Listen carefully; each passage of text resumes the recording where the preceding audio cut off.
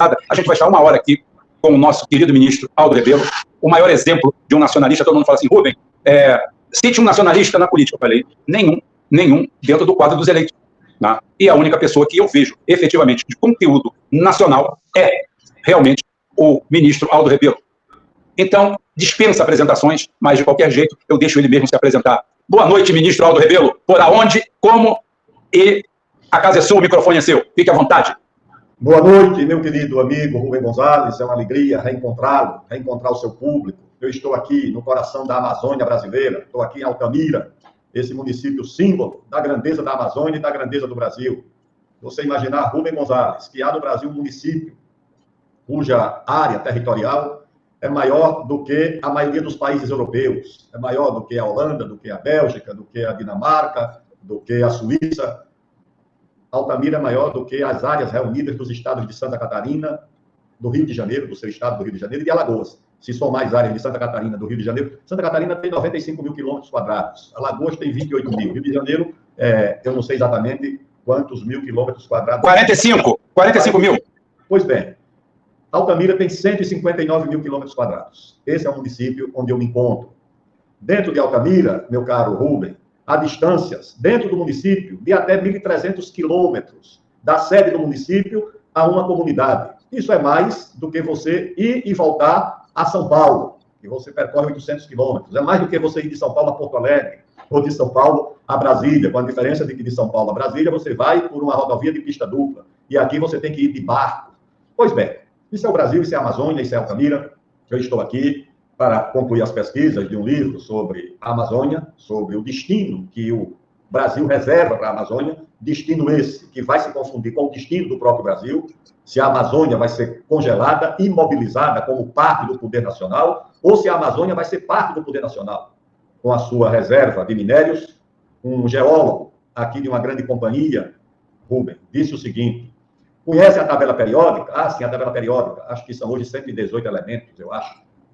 Ele diz, toda a tabela periódica está na Amazônia. Qualquer elemento da tabela periódica que alguém vai imaginar, tem na Amazônia. Aí conversa com alguém que faz aqui perfuração de petróleo na Amazônia, diz, antes de chegar no gás ou no petróleo, a sonda passa por várias camadas de outros minerais importantíssimos. Você tem gás e petróleo na Amazônia, da foz do Amazonas, ali no arquipélago de Marajó, até a fronteira com o Peru. Onde você furar, você encontra gás e petróleo. Aí você encontra níquel, você encontra nióbio, você encontra ferro, você encontra... tudo que você imagina, você encontra na Amazônia. Isso tudo está congelado, está imobilizado. Então, a Amazônia, na verdade, está submetida formalmente ao Estado Nacional Brasileiro, aos governos estaduais e às prefeituras, que são os poderes formais, competindo com dois poderes paralelos. Dois.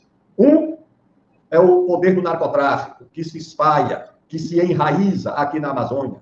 Eu vi em Manaus, essa semana, de um dirigente de um órgão público que viaja pelo estado do Amazonas inteiro, que nos municípios da fronteira do Amazonas, ou seja, do Brasil, com a Colômbia e a Venezuela, as prefeituras perderam o posto de maiores empregadores para o narcotráfico.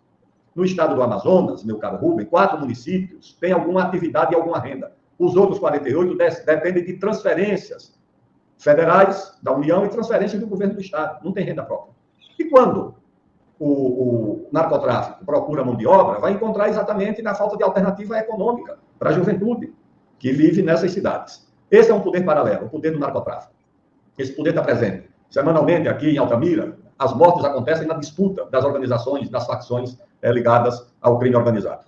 Nos condomínios de Manaus, nas áreas populares, naqueles condomínios da faixa mais acessível do Minha Casa Minha Vida, acho que é a faixa 1 que eles chamam, o narcotráfico ganhou a governança, é o domínio das facções.